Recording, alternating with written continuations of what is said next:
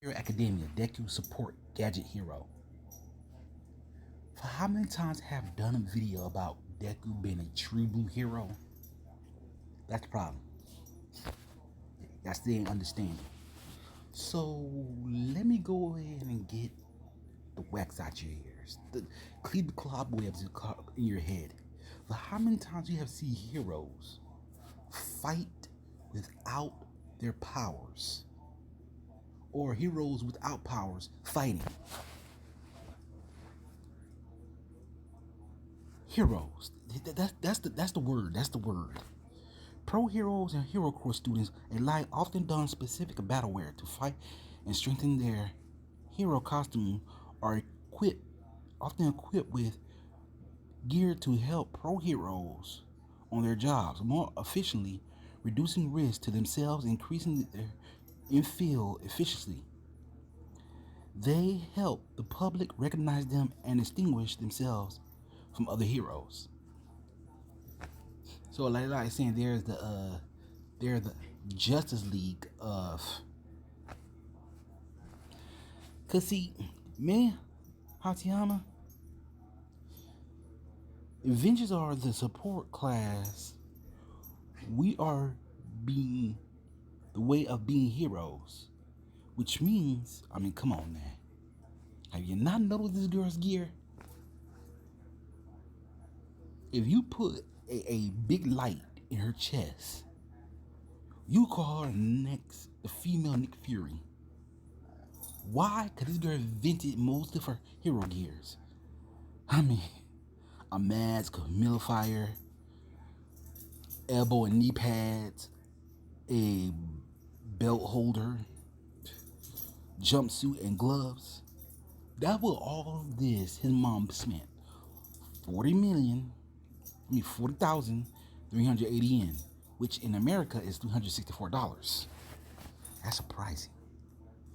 She must have worked very hard as a mama to, build that much money up. Right on. And that's me saying something.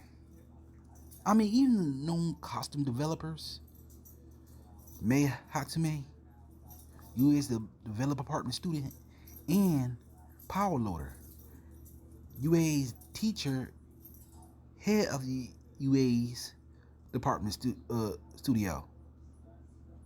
And they forgot to put one other part that he also a hero, so yeah, he's a pro hero. I didn't know that. I mean, who get the name Power Loader for a reason? Cause one, it's strange. If you go to UA, you see this development studio, and you see the room like this, you don't see a whole bunch of kids in there inventing support hero items. And there's something wrong with that situation.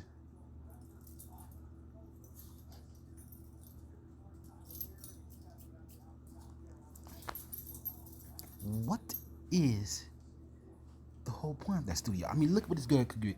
Goggles, hydraulic bracers, capture gun, electromagnetic souls, and wire arrows. But there's more to that she already has invented that could have made her a hero.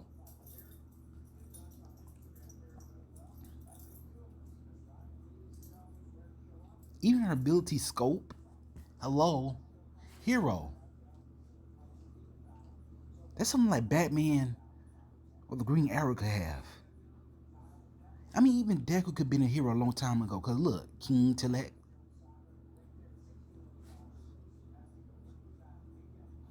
I'm gonna let y'all read it.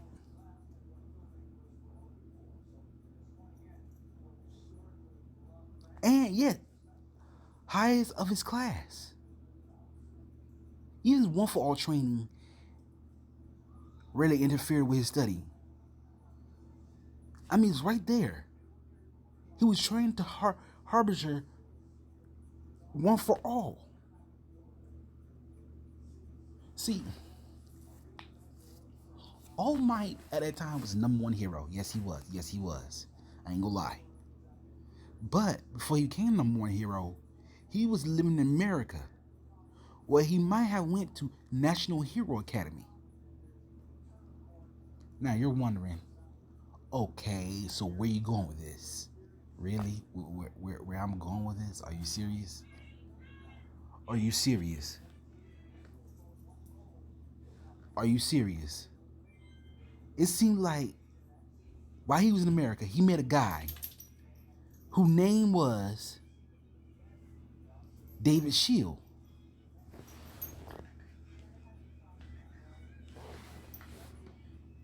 David Shield. So that makes All Might the sword.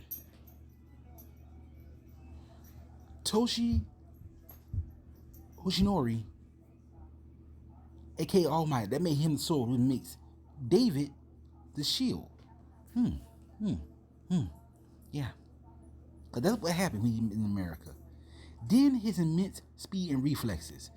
Izuku possesses great speed and reflex. He can react in time, defending from Shoto's ice, which has been shown to occur in literally a blink of an eye, and keep up with Kazui's movement in their first fight,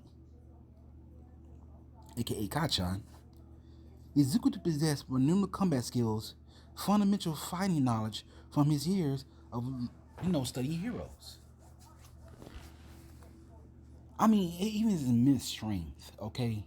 Even without his quirk, Izuku has high levels of physical strength for a person of his age. During his training with All Might, who weighed 255 kilograms or 562 pounds, he was shown to be able to lift him on his back while walking during their sports festival. He could lift a slab of metal roughly the size of a human body. Even his indomitable will. Throughout the series, Izuku displayed a extraordinary level of willpower as one of his greatest traits. Following his goal to become the greatest hero, Izuku has been shown developing great determined willpower out the series.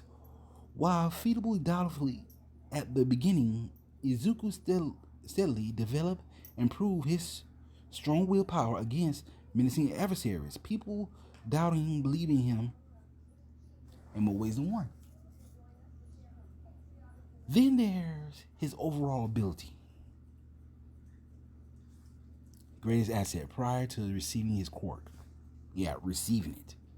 Has vast knowledge of fundamental hero skills and tactics, which, like Batman, Izuku studied pro heroes for years and able to apply knowledge during his crisis situation and political matters. His immense bravery and desire to become a hero is also immense, giving him mentality to protect others before his quirk from All Might and for his battle with the sludge villain. Leadership skills. Now you're wondering, how does he still become a hero? That's one part. As a natural consequence of bravery, strategic mindset, Izuku has displayed incredible leadership skills on various occasions. And well, that's only when he powers up one for all. I mean, I ain't gonna lie. After that sludge fight, All Might even recognized it. I mean, he broke down after All Might acknowledged, said, "You could become a hero." Why I keep putting that there? Oh, because he can become a hero. Now, at that time, he didn't have no quirk. But what if Deku could have went to the same school in America as All Might did, like say the National Hero Academy? Because he was recognized. Well, you better recognize to be a hero in his own way, the next All Might.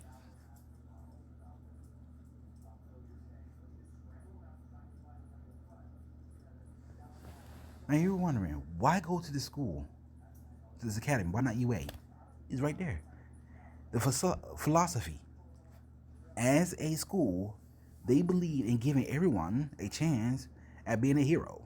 Regardless of his quirk, they push the idea that everyone is useful and provides a safe space for students and teachers alike. Well, that says a lot. But where does the support gadget hero comes in?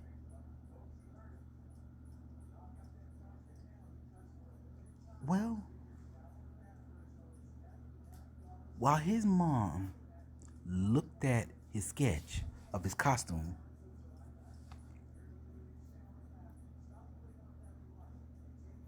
she could make some improvements. The arm brace, which could be modified to be like a muscle suit. I have a muscle suit for the arms. The air gloves. Learn how to use punches with the utmost abilities. I mean, because one, as soon as Midoriya had went to National Hero Academy, he could end up at the development studio there, where you know that if he went there, he could meet a certain someone. You know what I said earlier? And oh my God, always have a shield. And who you had met at the time? Clarissa Shields.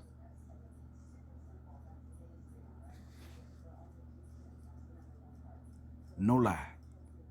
Well, they would talked about how it would have been better for, him to become a hero because of his vast knowledge and skills and abilities. So she builds himself a costume out of, certain objects, especially one in particular. Her arm braces.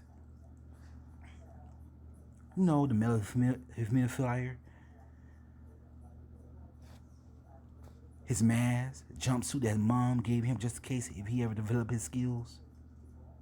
Turning both the gloves and arm brace into mid-tier gauntlets, the iron soles to kick powerful punches, and the leg braces to, help with those soles and kick powerful punches.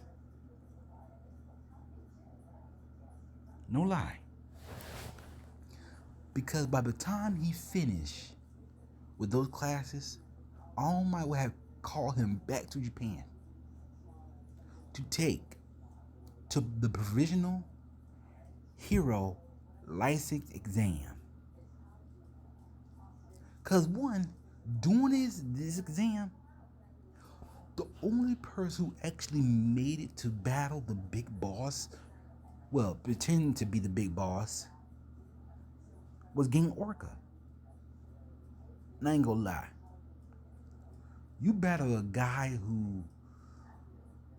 who looked like a gangster,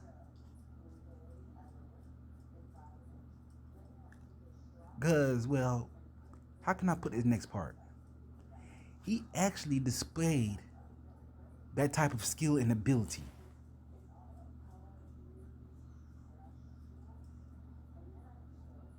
Ain't gonna lie. I mean, he was the only person who came close to breaking the metal arm brace of Gang Orca. People talking about Gang Orca's quirk is Orcus? What's that? It's like a sonar ability for orcas, dolphins, and many others who could communicate with each other out in the sea. Oh yeah, I ain't lying. No, I'm not.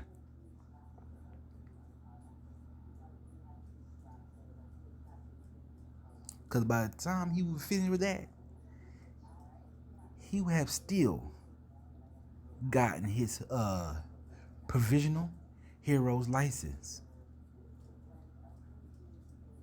I mean, come on, man. Think about it. The boy comes back. He got his license. And by the time that happens, he's well respected by the other students because he had no quirk.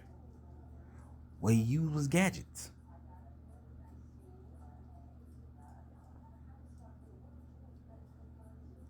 I mean, even his, for the sixth iteration of his hero costume, after his previous outfit was almost completely destroyed, this new patchwork includes most of the primary features of the previous version, including improvements of the arm bracers, the iron soles to support his arms and legs. The hood has been removed, replaced with Gran Torino's cape as a scarf. The damage mask from his previous costume remains there. Cause by the time that happens, they gonna get this boy a full-blown costume as a new #1 hero.